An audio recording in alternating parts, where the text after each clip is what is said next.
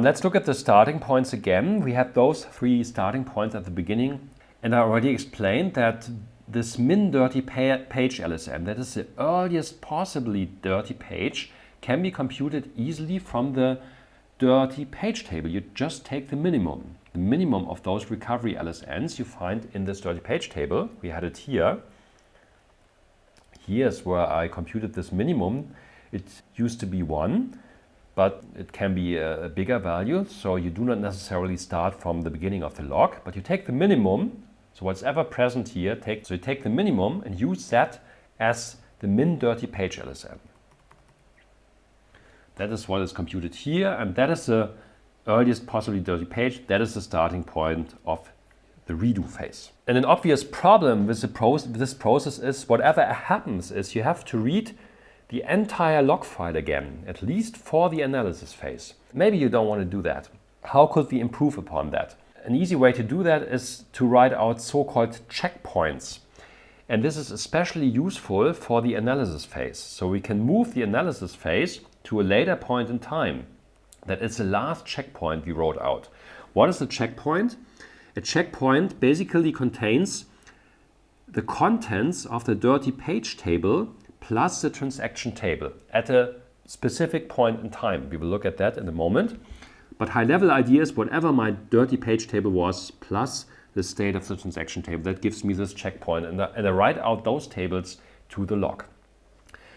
Then, when I know where this checkpoint sits in the log, I can start the analysis phase directly at this point in time without reading all of the log file before that point in time. So I save some I/O work, I save some sequential read here in this situation. Still, I might have to start my redo before that point in time and the undo as well. These 2 phases can also be moved. So the redo phase can be moved to a later point in time by writing out dirty pages. So this is typically done by a so-called background write thread.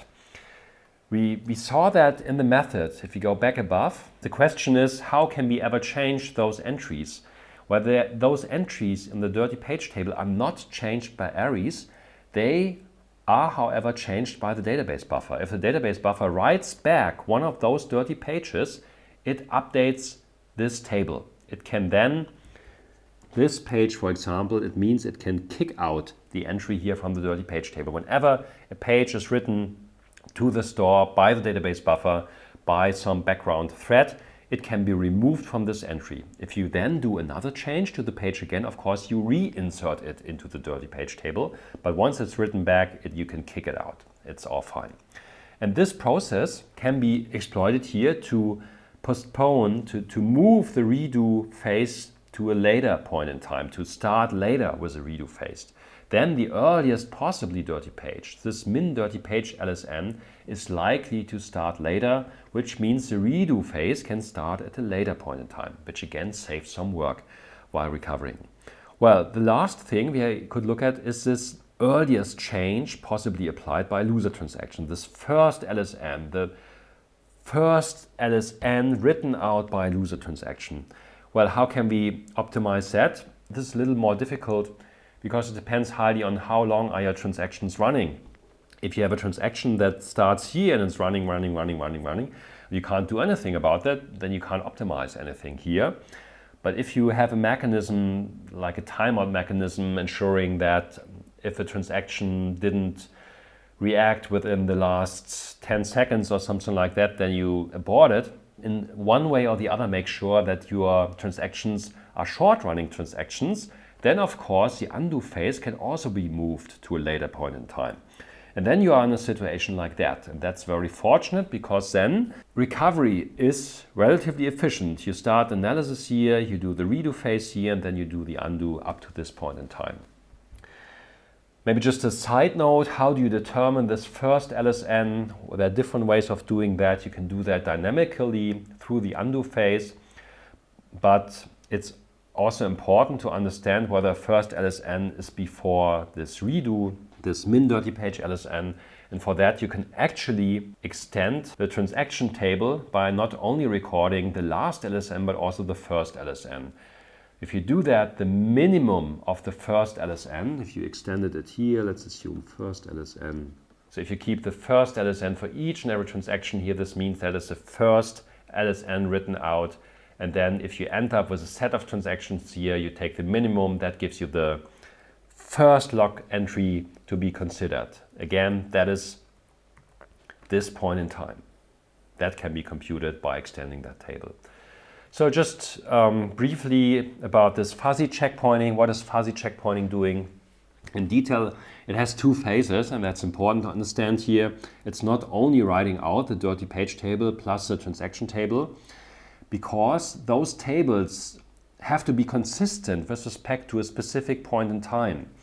So how this is done is, when you write out those tables, when you start writing out such a checkpoint, what you do is, you write out a little marker saying begin checkpoint. And of course, once this was written to the log file, this is a marker in time. This has, with respect to this log sequence number, let's say this is 473. Assume the LSN of this begin checkpoint is 473. This means with respect to this log sequence number, I will later on write out this dirty page table plus the transaction table. So it might take some time to write out those tables. And what you do is, in this situation is, you do not stop transactions, you do not halt transactions, you don't forbid them to do change operations, which means you have your transaction table that needs to be written out. Yeah, you have transaction table plus a DPT as of LSN 473. So you have another version, TT plus DPT, which is a newer version, as of now. So you keep on changing those two structures. However, you need to write out the old structure, which means there must be two versions. This is a snapshot. This is an old version. This is, let's call it V473, and let's call it V now. This is the one that still exists in main memory. So which means when you write out such a begin checkpoint marker, you have to make sure that you have two versions here. The one that needs to be written out as of this point in time, and the one that's still used by ongoing transactions. So on a checkpoint, what happens is, when you write out this begin checkpoint, there might be other entries, other log records by ongoing transactions before the actual end checkpoint is written. The end checkpoint is simply the contents of the dirty page table plus the transaction table as of this point in time. Yeah? So that is the important thing. This is DPT plus TT as of this 473. This is just the marker at position 473. The cool thing about fuzzy checkpointing is that you don't have to hold the incoming transactions as long as you're able to efficiently split up those two tables, which could be done in virtual memory by just doing copy on write. Yeah? Copy on write is very nice for that. Copy on write could be used for that using virtual memory. Then you can efficiently write out such a checkpoint. Once you're done writing out this checkpoint, you also keep the position of this begin checkpoint record on stable storage. So stable storage here does not only contain the actual log file, but also another second file pointing you to this point in time, to this begin checkpoint. And this is like a master record. A master record pointing you to this point in time, because when the system fails, you can then read this file, this master record. It points you to this begin checkpoint, and that is where you start reading. This is where you start the analysis. And how do you analyze it? You go to this point in time, you read all of the log records, but don't do anything with this. You just buffer that in the analysis phase. You buffer that. Eventually you find the end checkpoint. You use that to initialize your main memory versions of DPT and TT. Then you apply whatever you found in between, from left to right again. Once you did that, you are back to this state.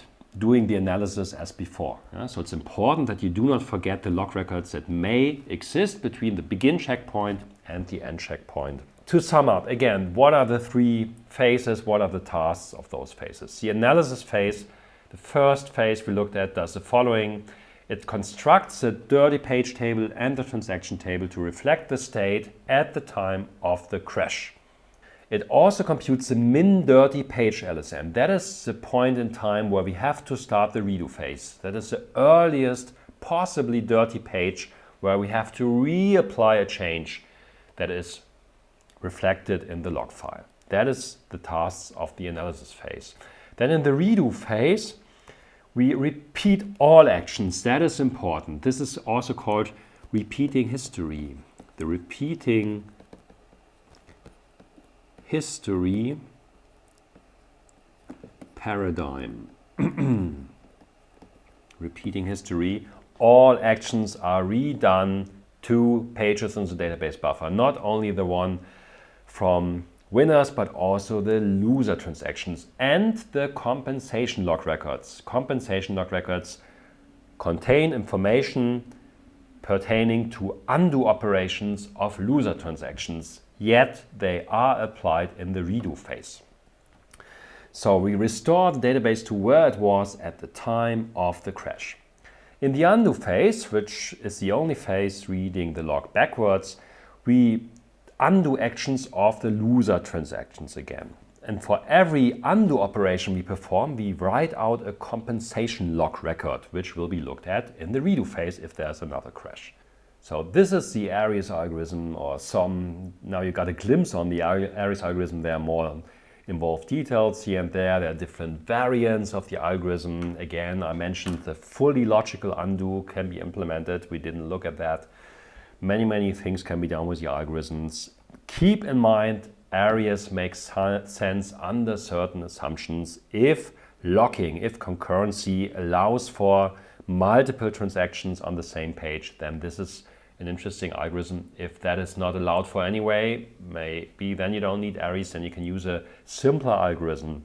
Especially also the buffer properties I mentioned, steal and no force, that is supported by Aries. If you don't need that, there are simpler algorithms that could be used. If you liked this video, don't forget to hit the like button. Thank you. So if you want to see more database videos, be it in English or in German, take a look at my website datenbankenlernen.de. It has a couple of English and German videos. You can also subscribe to my YouTube channel, Jens did, or you look at our website infosys.uni-saarland.de. See you then!